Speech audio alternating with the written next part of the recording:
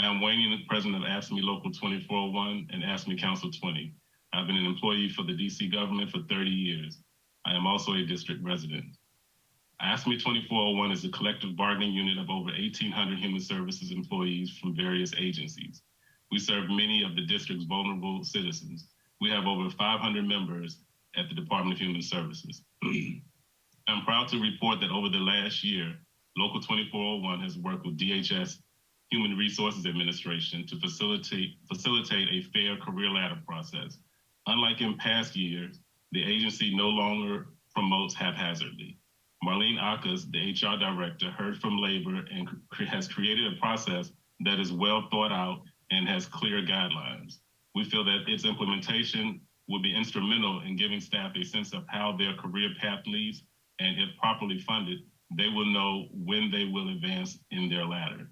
This process was communicated with staff at the end of the year and started last month. I am looking forward to providing more feedback in the coming months.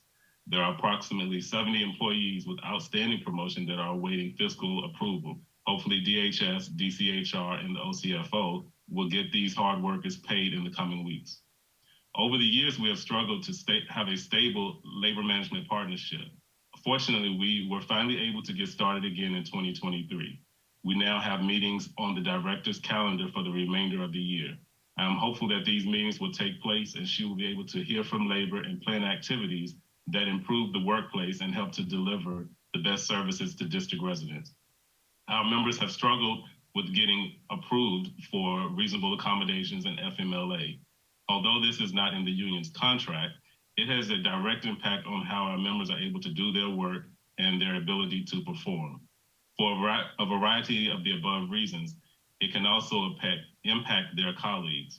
As recently as this month, I have been contacted by staff who made requests in 2022, and they remain outstanding.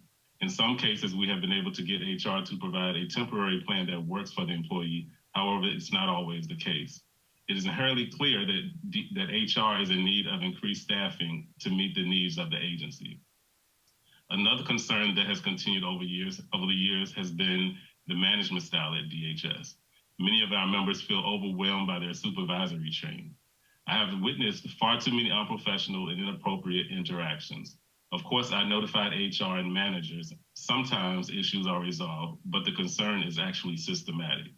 Managers make changes to work rules and working conditions without notifying the union, and equally concerning, without notifying HR. Seeing this pattern has led to filing of a grievance.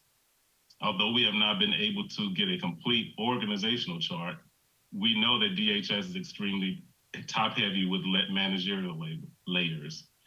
Our members are sometimes reporting that they have more than one manager.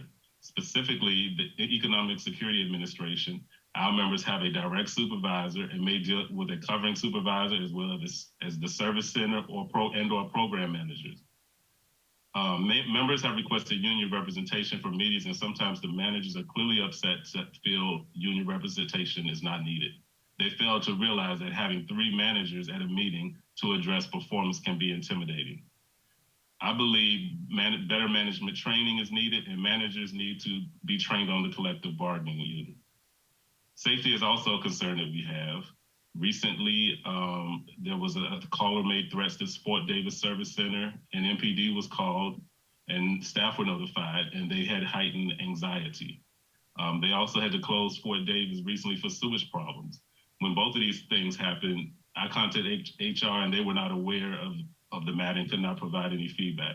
It is also worth mentioning that Fort Davis was recently renovated, so this is concerning, as plumbing was an issue that led to the renovations. In closing, I always open myself to meeting with you and the committee, as well as management at DHS. We want to provide a workplace that facilitates great services by competent employees who are properly trained and treated fairly. Thank you again. Thank you very much. Thanks to you and the folks at AFSCME.